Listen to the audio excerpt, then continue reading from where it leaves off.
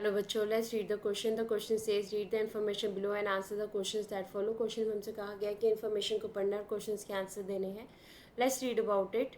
Fueled by economic reforms during the 1990s, India has experienced remarkable growth in the past 25 years, lifting 160 million people out of poverty. देखिए, economic reforms जो है हमारे पास 1990s में economic reforms में हमारे पास जो liberalism था उसको इंट्रोड्यूस किया गया. इकॉनमिक बैरियर्स जो इंडियन ट्रेड के ऊपर लगे हुए थे उसको हटाया गया. तो उसकी वजह से क्या हुआ, इंडिया में रिमार्केबल ग्रोथ हुई पिछले 25 सालों में, जिससे 160 मिलियन लोग जो है पॉवर्टी से निकले. India is projected to be the fastest growing major economy in 2017 and 19 and will be the third largest economy in the world by 2030. India जो है फास्ट ग्रोइंग इकॉनमी के रूप में आ रही है 2017 और 19 के डाटा के अकॉर्डिंगली. 2030 तक जो है इंडिया थर्ड लार्जेस्ट इकॉनमी बन जाएगी वर्ल्ड की. Moreover, India will become the most populous country by the 2022 according to the UN. United Nations के अकॉर्डिंग इंडिया 2022 में बहुत ही पॉपुलर जो है वो कंट्री बन जाएगी. So the current government has an ambitious reforms agenda on many fronts to sustain this growth path and improve the citizens well-being.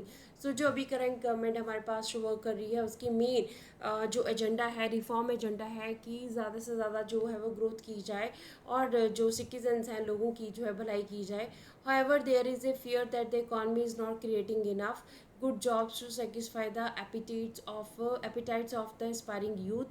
देखिए, इसके भी मतलब इकॉनमी की अगर हम बात करें तो इकॉनमी में जो है हमारे पास एक डर भी है कि जो यूथ है, इंडिया का जो यूथ है उनके लिए प्रॉपरली जॉब्स जो है क्रिएट नहीं हो रही हैं.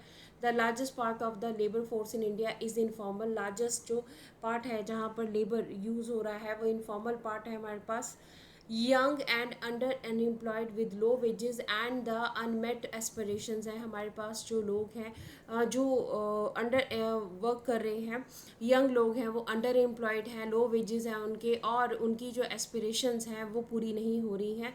In the book dreamers how young Indians are changing their world, Sinigita Poonam provides a fascinating portrayal of the main opportunities and the challenges facing Indian millennials as they enter a more connected and entrepreneurial and urbanise society.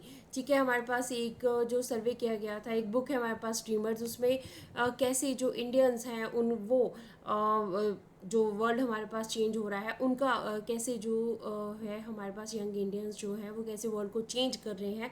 तो सिनिगधा पूनम जो है उसकी story जो है हमारे सामने है book dreamers में, जिसमें किस तरह से इंडियन जो यूथ है वो चैलेंजेस को एक्सेप्ट कर रहे हैं, वो ज़्यादा कनेक्टेड हैं और ज़्यादा से ज़्यादा जो है वो बिज़नेस अपॉर्चुनिटी की तरफ बढ़ रहे हैं. India's population is incredibly young. India की जो पॉपुलेशन है वो काफ़ी यंग है. More than half of its citizens are under the age of 25 and it has the largest number of youth in the world. India में हमारे पास 25 की as के अकॉर्डिंग जो हमारे पास सिटीजन्स हैं 25 साल की उम्र तक के, वो हमारे पास क्या है, हाफ ऑफ द सिटीजन्स हमारे 25 साल की एज में आ रहे हैं. लार्जेस्ट हमारे पास जो है यूथ इंडिया में है 2015 का अगर डाटा देखें तो 616.7 मिलियन जो है हमारे पास डाटा था. इंडियन यूथ है big hopes and ambitions. India का ये यूथ है इसमें बहुत एम्बिशियस हैं, बहुत होप्स हैं. Yet many are not in education employment. बहुत ज़्यादा लोग जो है वो एजुकेशन में नहीं, उनके पास एम्प्लॉयमेंट नहीं है और ट्रेनिंग ऑफन टाइम्स उनके पास ट्रेनिंग भी नहीं है. दे आर अनएम्प्लॉयबल, वो अनएम्प्लॉयबल है.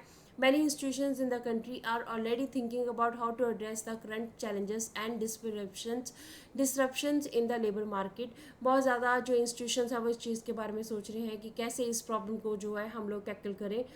नेमली informality, automation, digitalization, globalization, urbanization and the youth bulge. देखिए, हमारे पास जो है बहुत ज़्यादा चैलेंजेस हैं, जैसे कि हमारे पास डिस्ट्रप्शंस हैं लेबर मार्केट में, जैसे इनफॉर्मेलिटी है, ऑटोमेटेशन है, हमारे पास डिजिटलाइजेशन है, ग्लोबलाइजेशन है, अर्बनाइजेशन है, तो ये हमारे पास काफ़ी ज़्यादा प्रॉब्लम्स हैं.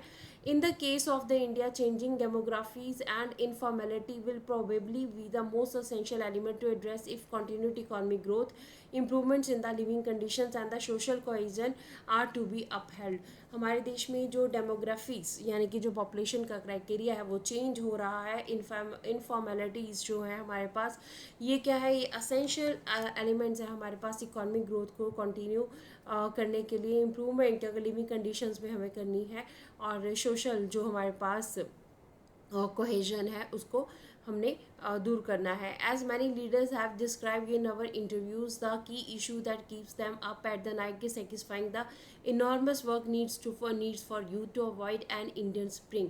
देखिए, अगर हम बहुत ज़्यादा जो लीडर्स हैं उनके इंटरव्यूज़ के बारे में पढ़ें तो वहाँ पे एक इशू सामने आता है जिसके बारे में वो डिस्कशन करते हैं कि जो टॉपिक उनको रातों को सोने नहीं देता है वो कौन सा टॉपिक है, कि इंडिया की जो यूथ है, जो इनॉर्मस यूथ है, उसके पास वर्क नहीं है.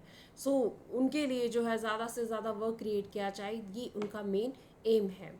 So in the case of India, अगर इंडिया की बात की जाए, what will be probably be the most essential elements to address if continued economic growth, improvements in living conditions and social cohesion are to be upheld. India में कौन सी चीज़ है, कौन से एलिमेंट्स हैं हमारे पास जो कि इकोनॉमिक ग्रोथ को जो है कंटिन्यू करेंगे, इम्प्रूवमेंट करेंगे लिविंग कंडीशंस को एंड सोशल कोहेजन को जो है अपहेल्ड करेंगे. तो हमारे पास ऑप्शंस हैं चेंजिंग डेमोग्राफीज, बी ऑप्शन कहता है इनफॉर्मेलिटी, सी कहता है फॉर्मेलिटी, डी कहता है बोथ ए एंड बी. तो हमने जैसे अभी पैराग्राफ में इसको रीड किया है कि अगर इंडिया में कुछ चेंजेस लाने हैं तो वो हमारे पास मेनली जिनके बारे में डिस्कशन करनी है वो चेंजिंग डेमोग्राफीज है एंड इनफॉर्मेलिटी है. तो हमारे पास ऑप्शन डी जो है both A and B is the right answer of this question. Hope so you understood the question as well as the answer.